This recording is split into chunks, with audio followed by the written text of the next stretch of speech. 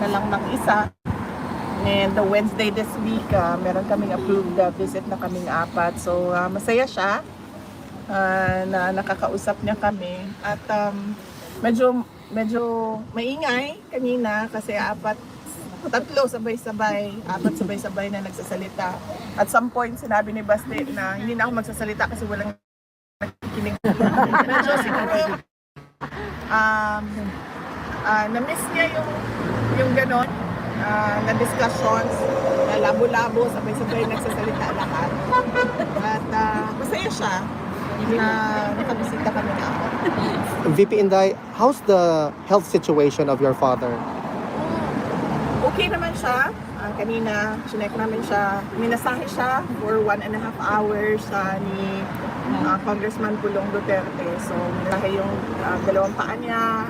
And then, inano yung circulation because napansin niya no, na medyo gray, ashen gray yung kanyang isang paa. So, minasahe ng maayos para maayos din yung circulation. Minasahe yung dalawang arms niya, yung likod niya, yung kanyang leeg. Minasahe din ni Congressman Pulong Duterte. And before kami pumasok, kinausap ako nung isang nurse.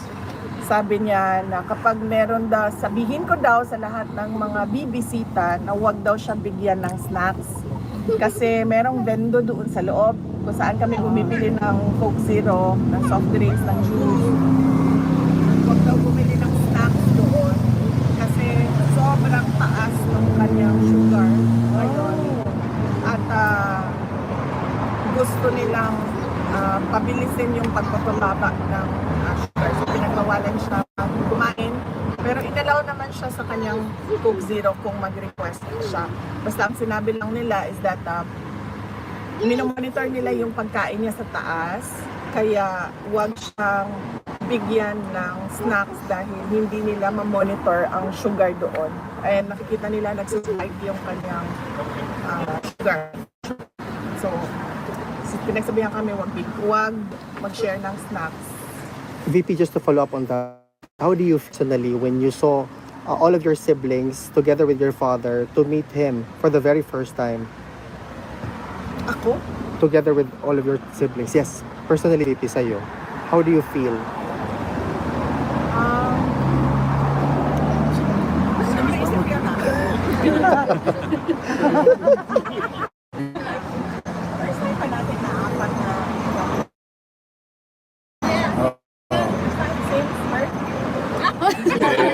Sa pagbisita, VP. Wala akong feelings. Hindi ko naisip yun. Pero ang sa akin lang is that kung ano yung makapagsaya sa kanya, yun ang gagawin. So, nag-request siya ng personal na pagkikita na kaming 5. So, binigay namin sa kanya yun. Okay, VP. VP, first time kasi na nakapanayam kayo since the dismissal of the impeachment, no? Ano yung naging reaction niya kay si Tatay Digong sa inyo now that the impeachment was dismissed, although there is a pending MR? Tagal na naman. Na-inform mo siya, ba? Oo. I think, ano sinabi? Hindi kasi nag-discuss yung ayun, yun yung sinabi. Extremely proud. Hindi kasi kami nagkausap. Nung dismissal ng impeachment. Visit ata ni Kitty Yone na siya yung nagbigay ng news kay President Duterte. Any advice for your future political plans? Tatay Digong? Wala kami pinag-usapan na 2028. Wala kami pinag-usapan 2028 elections kami. VP, on a completely different matter, the lead counsel attorney Nicholas Kaufman made mention that he is appealing or he's waiting for the government of Bongbong Marcos to schedule an appointment for him to negotiate because he wants the immediate return of your father during that time today daw. What is your Can you weigh in to this statement of Attorney Nicholas Kaufman? Is that possible or should we ask this question na lang kay Attorney Kaufman? I think it is best if we ask Attorney Nicholas Kaufman to explain his statement. Kasi I cannot speak to him and I cannot say kung ano I cannot what his plans are. Thank you, VP. But do you think PBBM will allow him back? I cannot speak for BBM as well. CIA, tanongin mo? Ah, sige. CIA. VP, ngayon lang yung nagdemanda si Yorme, Mayor Isko, kay Congressman Chua regarding din sa mga flood control. What's your opinion at saka would you encourage other mayors na idemanda yung mga congressman nila na merong mga palpak o ghost projects? Yes, oo. Trabaho ng ano yun, trabaho ng Commission on Audit na pag-imbestiga. Kung sila makita na anomalya sa mga projects. So based on their audit or based on investigation sa DPWH, kung hindi man dahil sila yung iniimbestigahan based on the NBI or the special committee ng DOJ na mag-imbestiga, dapat talaga pagpanagutin yung mga officials at yung mga contractors ng ghost projects at ng substandard projects dahil delikado yun sa mga mamamayan.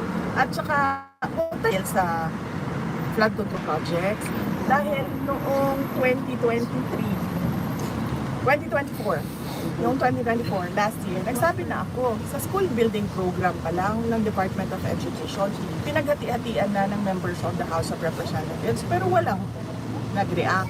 Hanggang ngayon, walang nagsasalita, walang nag-iimbestiga. Hindi lang naman flood control So, kung seryoso talaga ang administrasyon sa paghahabol about sa flood control, tingnan nila yung buong budget ng 2024 at ng 2025. Hindi lang yan, huwag tayo tumigil dyan. Sagutin yung mga blanco doon sa budget. Madami pa tayong questions. So, hindi lang flood control. So, Lahat. since ma'am you have information dun sa dati kayong DepEd Secretary, are you willing to appear sa Senate hearing ni Marcoleta para ibulgar itong mga humingi sa inyo noon ng parte sa DepEd? Hindi naman sila humingi ng parte sa amin Kasi diretso nilang kinuha yung budget. Diretso nilang kinuha ang school building program, ang SBP, at pinaghati-hatian nila sa loob ng House of Representatives.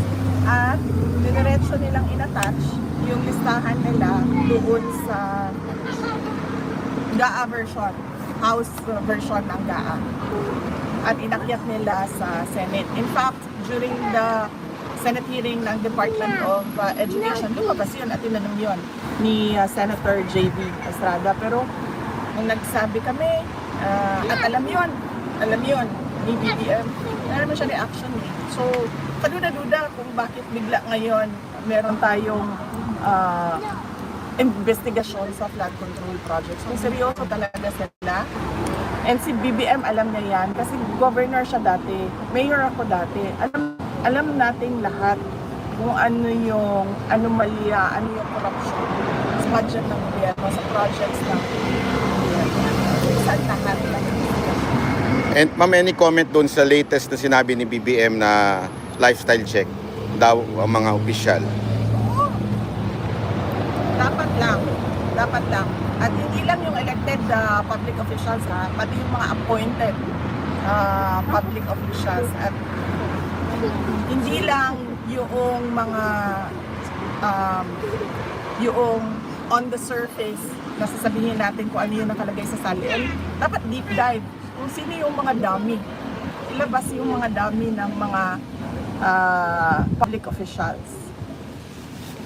VP, kung may pagkakataon kayo ngayon, paano nyo haharapin itong problema ng korupsyon, lalong-lalo na sa infrastructure? Yan yung sinasabi ko kanina na ayoko magbigay ng libreng advice sa administrasyon. Panoorin na lang natin sila sa circus nila. Panoorin na lang natin sila sa kanilang zarswela. Corruption, tapos flood control lang. Ang daming projects sa gobyerno. Hindi lang flood. So yun. Yun lang po. Okay. Thank you. No, kailangan ko magpasalamat. Yes, ma'am. Kailangan ko magpasalamat. Unang-una sa inyong lahat. Ang aming pamilya po ay nagpapasalamat sa inyong lahat. Nandito kayo sa Hague. Yung iba, hindi taga Netherlands. Meron pang galing sa malayong New Zealand. Napakalayo na lugar. Pumunta dito. Papasalamat kami. Dahil unang-una, sigurado kami, yung dasal ninyo araw-araw, ang laking tulong nun sa sitwasyon ni dating Pangulong Rodrigo Duterte. Yung pagpapakita ninyo ng suporta sa kanya, kanina na-mention, nabanggit sa kanya yung mga tao na nandito, yung mga personalities na nandito. We mentioned you, Ay, and thank then you po. he smiled kasi ano daw, noong nasa Davao siya, nanonood siya mga content at mga vlogs mo. So, nagpapasalamat siya at nagpapasalamat kami lalong-lalo na mga anak niya sa tulong ninyo sa kampanya, sa tulong ninyo, sa dasal ninyo at sa pagpapakita ninyo ng support sa Pwede ba ho si Anton SMNI? Last question. Okay na, ma'am. Bigay ng libreng legal advice. Okay na, ma'am. Ayoko na Ako, magbigay ng question. Ano na lang po? advice at professional advice sa administration. Ano na lang po, ma'am, Dahil yung aasahan na lang po ng wala na tayong aasahan mga Pilipino sa administrasyon. sa 23, ma'am. Sa September, sa 23 po. 2028. Sa hearing po ni Tatay. Sa September 23, ano ba yung aasahan daw ng po mga Pilipino? kababayan natin. Wala pa tayong, antayin na lang natin no, announcements ng defense team ni dating Pangulong Rodrigo Duterte. Pero ang pagkakaalam ko ay meron tayong pagtitipon sa 21 at 20 at 21. 19 to 20, 24. Tatlong araw na. 22. Actually, ma'am, it's from 19 to the 24. 19, 20, 21, 22, 23, 24. Okay, September 6 days. 19, Amsterdam. September, So opo. merong pagtipon ang mga Pilipino sa dito sa The Hague 19 September 19 until September 24. 26 yan. So yun yung mga mangyayari sa We will also have the exhibits, ma'am, also. We will reinstall the exhibits that yes. doon sa Lanban. September Opo. 15. Okay, sige, sige. Okay.